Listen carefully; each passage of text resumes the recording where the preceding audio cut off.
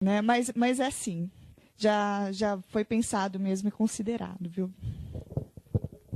Bom, dando sequência, gostaria de convidar, né, o professor Teófilo Galvão Filho, que é doutor e mestre em educação, especialista em informática na educação e graduado em engenharia. É professor colaborador do programa de pós-graduação em educação, mestrado e doutorado da Faculdade de Educação da Universidade Federal da Bahia. Atualmente ministrando a disciplina Educação e Tecnologia Assistiva e orientando alunos do programa. Tem atuado como consultor nas áreas de tecnologia assistiva, educação inclusiva junto ao MEC. É membro do Comitê de Ajudas Técnicas da Secretaria de Direitos Humanos da Presidência da República, CAT SDH-PR. O professor Teófilo vai apresentar a palestra que tem o título Algumas particularidades do processo de pesquisa, desenvolvimento e inovação em tecnologia assistiva. Bem-vindo, professor. Ok. Bom dia a todas e a todos.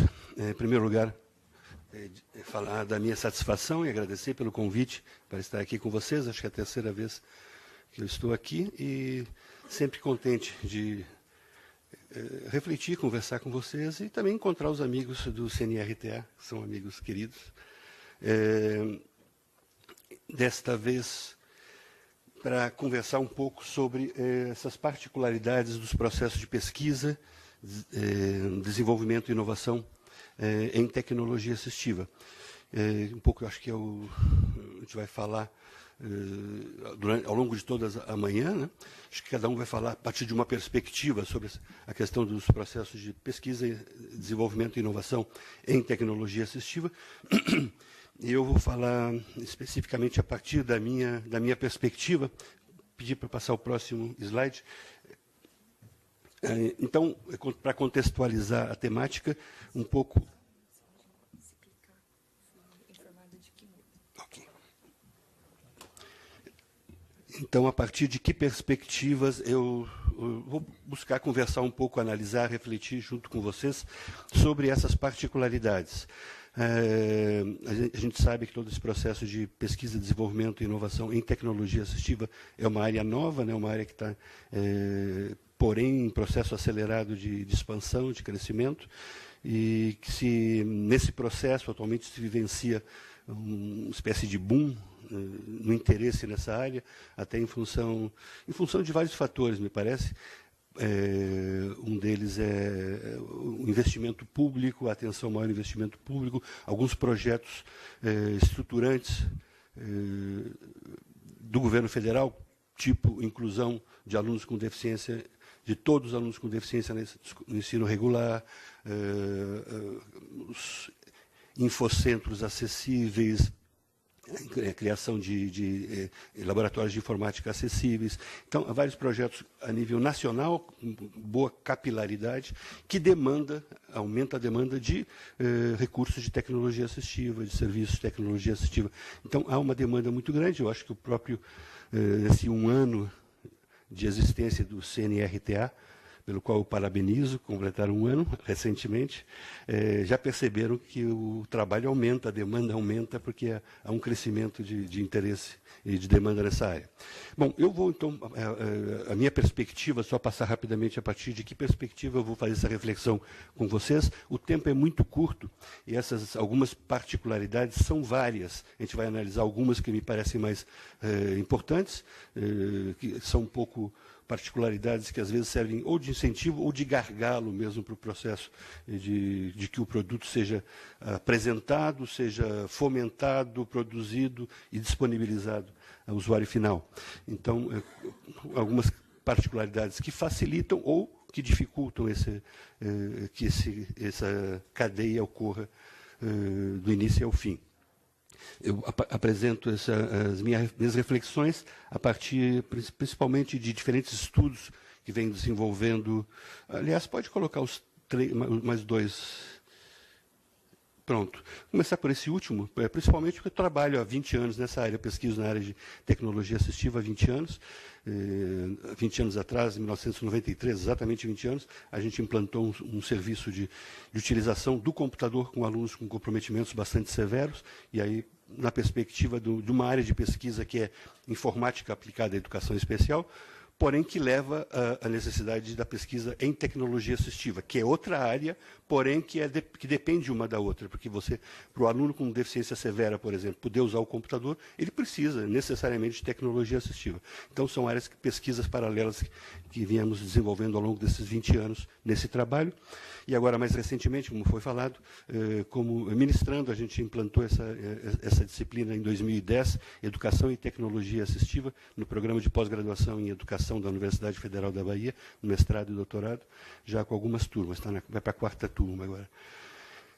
A partir daí. Depois, também, com os trabalhos realizados ultimamente como avaliador de projetos. Eu tenho participado de avaliação de projetos que puderam, em diferentes áreas, de agências de fomento, fundações, premiações, que me chegaram projetos para avaliar e que me dão uma ideia do que está circulando também em termos de projetos, que tipos de projetos estão sendo disponibilizados, produzidos, oferecidos ou propostos para fomento, para apoio. E por diferentes estudos que a gente tem desenvolvido nos últimos anos também, principalmente a partir de 2010, principalmente em parceria com o ITS Brasil, estudos desenvolvidos para a CECIS MCTI, financiados pelo CNPq, estudos sobre o que existe no Brasil em pesquisa, desenvolvimento, inovação e tecnologia assistiva.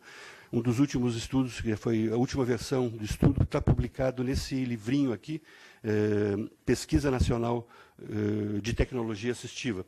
Esse livrinho foi produzido pelo ITS Brasil e pelo CECIS MCTI, que traz o resultado da análise daquele Pesquisa Nacional de Tecnologia Assistiva, de empresas aqui, acho que foram 109 projetos inscritos nessa pesquisa nacional, no portal do assistiva.org.br, que é do Ministério de Ciência e Tecnologia, em parceria com o ITS Brasil. A segunda versão, em 2010, esse aqui é um livrinho que analisou os projetos em 2010. Entretanto, aqui no final desse livro, muitas coisas que eu vou colocar hoje estão já nessas conclusões de 2010.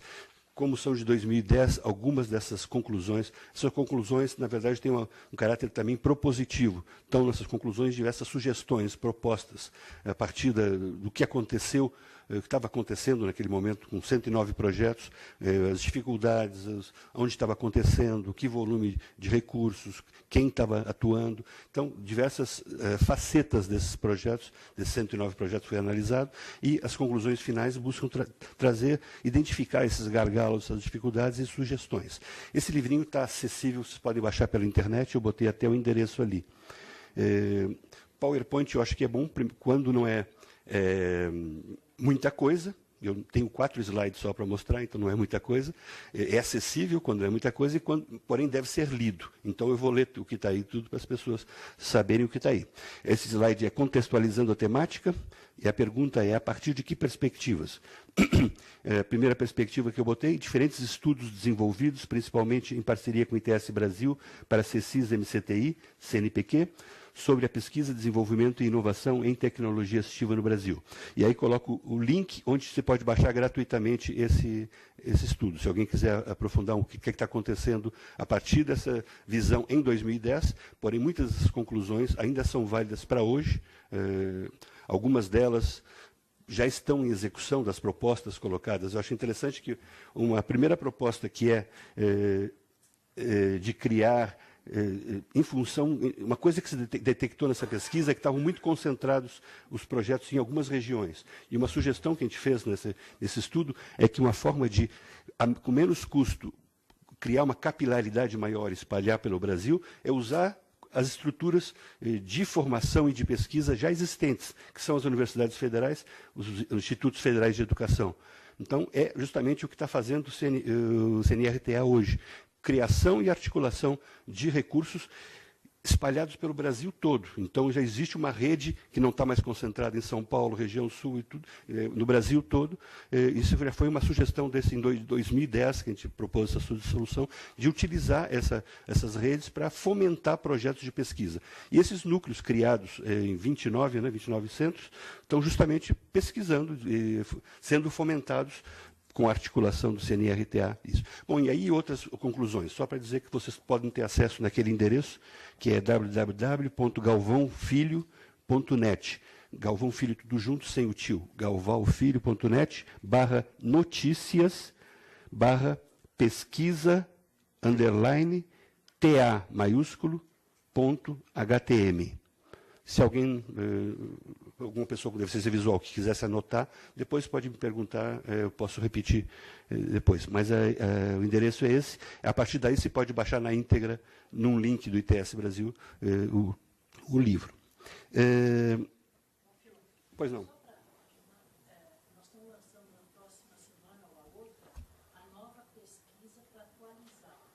Então, as pessoas também podem perguntar e se sentir incluídos para responder à próxima pesquisa. Certo. Empresas privadas, entidades que atuam com pessoas, além das universidades. Essa é uma divulgação importante. Essa pesquisa, uma coisa que é constatado aqui no próprio estudo, que essas pesquisas são sempre parciais e temporárias, porque essa é uma área com os dados muito mutantes, muito móveis, esses dados, porque as empresas mudam, que os projetos mudam, isso cresce, e essa é uma área que cresce muito, que tem tecnologias novas que vão surgindo a cada dia. Então, é fundamental que seja renovada essa pesquisa. Essa aqui já é a segunda versão. Então, o professor Ayrton está anunciando que vai ser lançada uma terceira versão, que sempre lá no portal www.assistiva.org.br, que lá tem como responder todo o questionário da pesquisa. Se vocês conhecerem empresas, instituições com pesquisa em inovação, desenvolvimento em tecnologia assistiva, todas essas empresas de conhecidos podem se inscrever, preencher lá os formulários. Essa nova já em parceria com o CNRTA. Ok. Bom, outro item é trabalho de avaliação de projetos de pesquisa, desenvolvimento e inovação em TA. Isso que eu falei, eu trabalho como avaliador de projetos e trabalho de pesquisa desses 20 anos. Deixa eu passar adiante. Então, para entender um pouco essas particularidades existentes quanto à pesquisa e desenvolvimento, é bom entender a realidade nacional hoje. O que é que acontece hoje no Brasil? Primeiro, que a área de tecnologia assistiva é uma área nova e em crescente expansão. Já falei um pouco isso.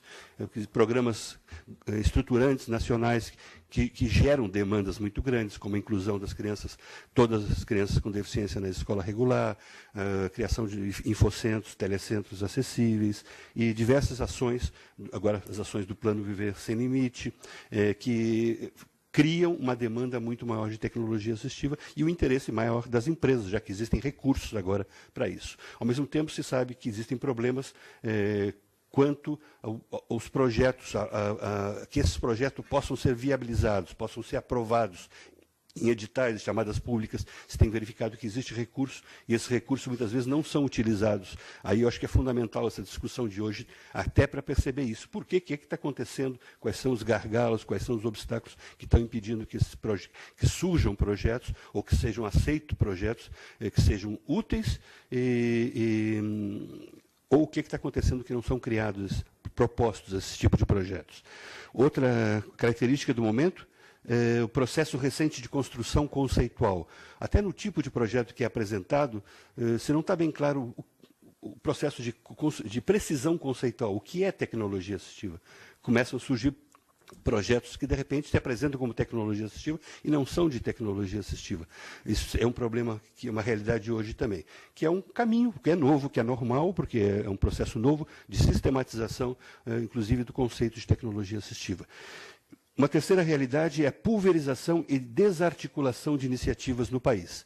Existe muita coisa, há muito tempo já, de criação de tecnologia assistiva, de pesquisa, de produção, de disponibilização para o usuário final de tecnologia assistiva, e está existindo e ainda desarticulada. O CNRTA começa a articular a partir das universidades. Porém, existe muita outra coisa em organizações da sociedade civil, em instituições, em escolas, gente pesquisando e descobrindo, usando a criatividade, criando coisas muito úteis, muito funcionais, né? Muitas vezes com baixíssimo custo, que resolve os problemas sociais, problemas daqueles alunos ou daquele usuário.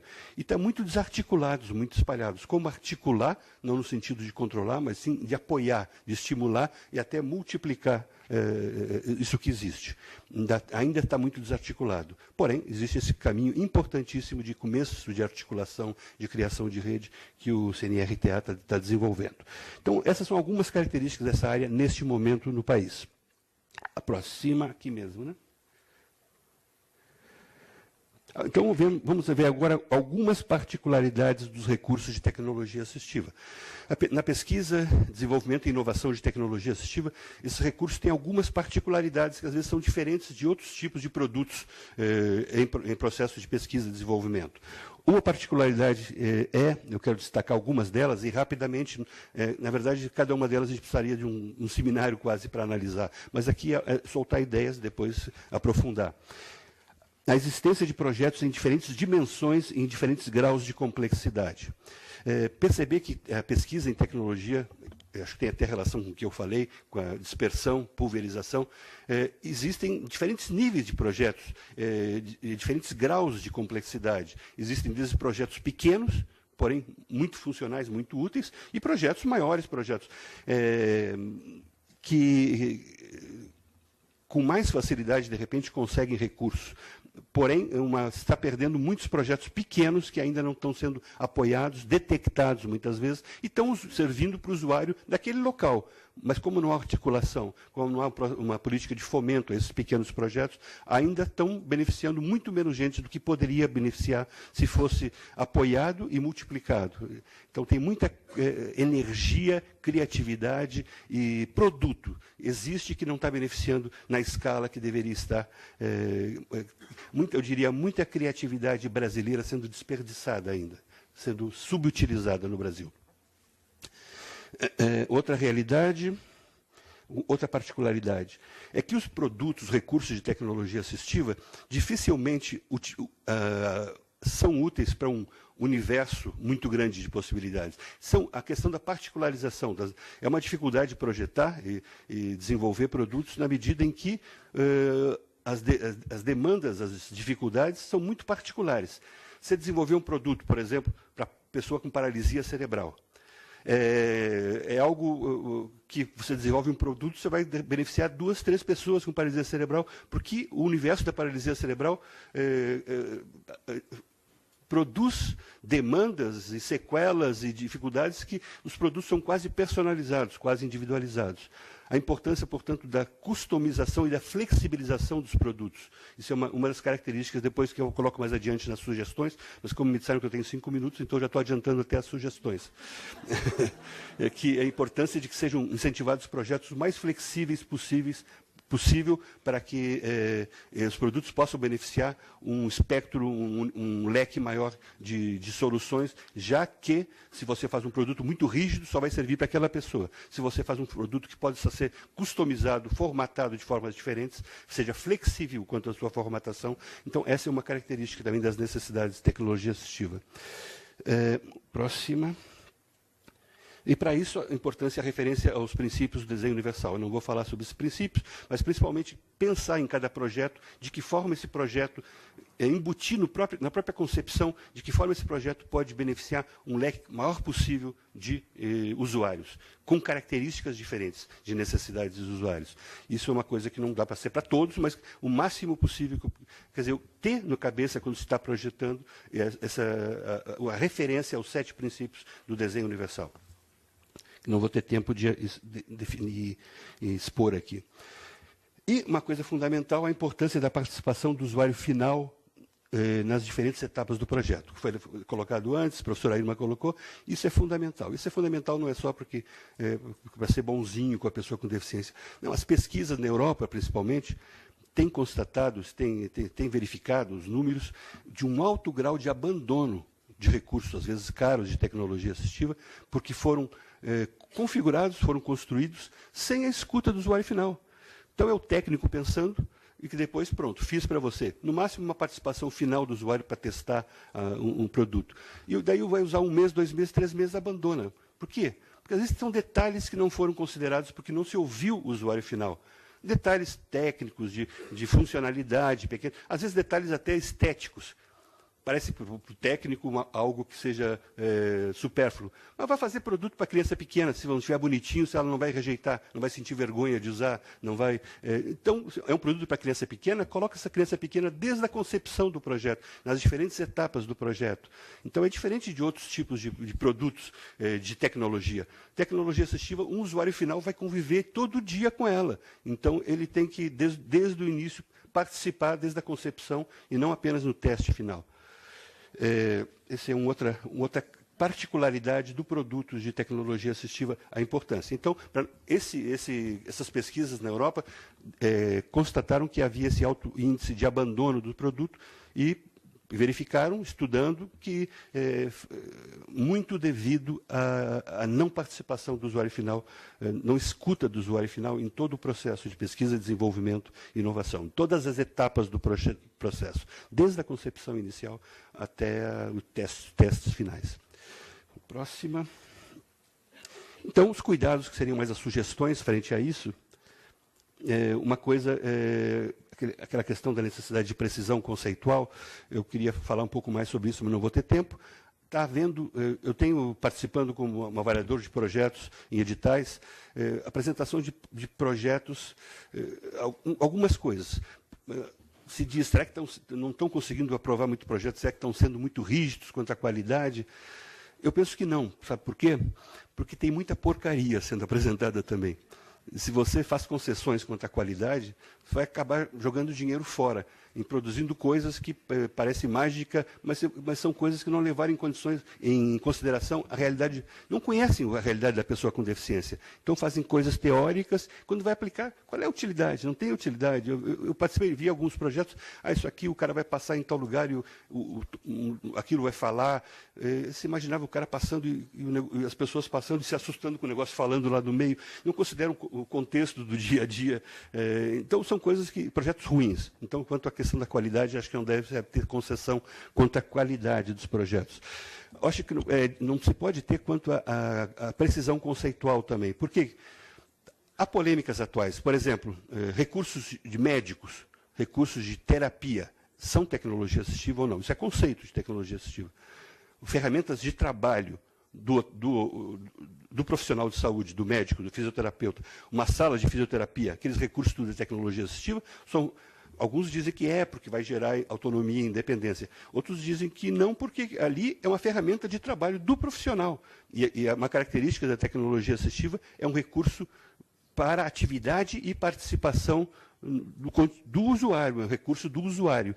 E ali, assim como uma broca para o dentista, um bisturi para um cirurgião, uma máquina de fazer exercício de fisioterapia, por exemplo, é um recurso de trabalho para melhor executar o seu labor especializado. Então, isso, de repente, não deva ser considerado, até porque isso são recursos caros e a gente percebeu também em projetos, como surgem projetos disso que, de repente, sugam o dinheiro e os recursos de tecnologia assistiva para uso pessoal, de repente, não sobra dinheiro para o uso Essa questão conceitual tem implicações econômicas também, então, até para se levar em consideração. Não tem tempo para analisar mais a argumentação agora, mas pensar uma coisa. Outra coisa na área educacional, que é a minha área de pesquisa mais específica, produtos apresentados como softwares para educação, alfabetização de crianças com síndrome de Down, aí um recurso de tecnologia assistiva para crianças com síndrome de Down. Você vai analisar o software, é um software comum de exercício de matemática, de memória, que são mais jogadas de marketing. Então, analisar conceitualmente, isso é um recurso educacional, isso aí é uma estratégia pedagógica, aquele software, que pode ser usado com criança com síndrome de Down ou com qualquer outra, que não tem nada particular para o universo da síndrome de Down, e sim algo que é da síndrome de Down só na propaganda. Na prática não tem nada. Então, às vezes, também, esses cuidados nos projetos, eu acho que é importante ter também referência. Então, tem um artigo que eu escrevi exatamente sobre isso, se alguém tiver interesse em aprofundar um pouco isso, o que é, o que não é e as polêmicas atuais sobre isso, está no artigo que está nesse site www.galvãofilho.net/TA, maiúsculo, underline, desafios, minúsculo, .htm. Nesse endereço tem um artigo meu sobre essa questão, as polêmicas atuais, os desafios para a construção do conceito de tecnologia assistiva. Próximo, para acabar. Atenção sobre a qualidade dos projetos, eu já falei, tem que se exigir. Mas o que tem que flexibilizar? Só se exige, de repente, os projetos. O que a gente tem visto agora se exige, mas o projeto não passa. Flexibilização necessária quanto ao dimensionamento dos projetos e instituições a serem apoiadas. A gente percebe, eu tenho visto algumas chamadas de projetos, alguns editais, que apoiam projetos, de repente, a partir de R$1 milhão. E a realidade do Brasil é que são muitas empresas novas e pequenas estão começando a produzir pesquisa, desenvolvimento, inovação em tecnologia assistiva. E muitas vezes não podem participar desse projeto, por quê? Um projeto que pede um mínimo de R$1 milhão, tem que ter uma estrutura, tem que ser exigida uma estrutura que ele possa gerenciar esses recursos. E muitas vezes são empresas pequenas, produzindo inovação, coisa simples, com custo menor, porém com todas as características de inovação, e que não estão sendo apoiadas porque precisariam não de R$1 milhão, mas de 100 mil, 50 mil para desenvolver. Então, eu acho necessário uma flexibilização nos projetos quanto à exigência de dimensões também. Podem criar diferentes escalas de projetos também, com dimensões menores, porque no Brasil há uma massa maior, me parece, de projetos de empresas, de instituições menores, produzindo coisas, porém, muito úteis, muito funcionais e nitidamente, inovação tecnológica, né, que devem ser apoiadas e que muitas vezes têm ficado fora porque não tem a dimensão exigida dos projetos a serem aceitos pelos editais. Priorização do apoio a projetos com articulações intersetoriais. O Dr. Mamani tinha colocado isso, a importância de que se articulem, que sejam projetos. Hoje, na verdade, é a nova metodologia de pesquisa e desenvolvimento no mundo. Não tem mais sentido pesquisar sozinho. Aquele cientista isolado no seu laboratório que, de repente, lança, cada vez menos se consegue eficiência a partir disso. Hoje, a grande... Pierre Levy fala, para a inteligência coletiva, que hoje é necessária, é primordial funcionar em rede. A gente tem que funcionar em rede, individualmente, institucionalmente, no trabalho, o tipo de trabalho tem que funcionar em rede. Esse funcionar em rede, eu gostaria de trazer esse conceito de inovação social. Inovação social é um conceito que diferentes instituições têm trabalhado, e um estudo de Stanford é muito interessante, onde ele destaca que é fundamental. O que é inovação social? É uma inovação que realmente resolva os problemas sociais da comunidade. Isso é uma inovação social.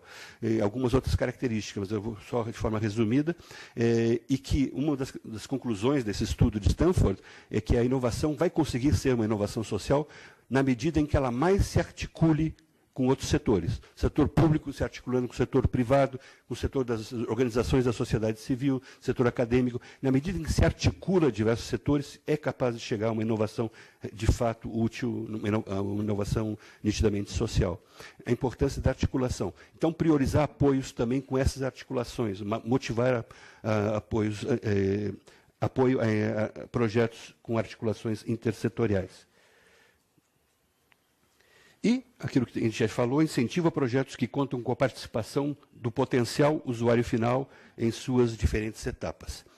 Essas são, já que não vou, o meu tempo já foi também, então eu não vou detalhar mais, é isso. O usuário final tem que participar de todas as etapas, só reforçando isso também. Último, incentivo a projetos com maior grau de flexibilidade de seus produtos, no atendimento à diversidade das necessidades e demandas. Isso eu falei antes, que os produtos pensados, tendo como base os princípios do desenho universal, possam ser flexibilizados e configurados de forma que possa atender diferentes necessidades. Não seja uma coisa rígida que vai atender só uma tipo de sequela motora do membro superior, mas que a sequela pode ser variável, então possa ser articular diferentes posicionamentos e configurações para resolver um problema sério, que é a necessidade, as variações, detalhes, às vezes, de uma pessoa para outra. Esse, me parece, são coisas centrais de particularidades dos projetos e de necessidades desses projetos, entre outros, claro, porém, rapidamente, só algumas dessas possibilidades. Ok, estourando o tempo, não tem mais nada a dizer. Obrigado.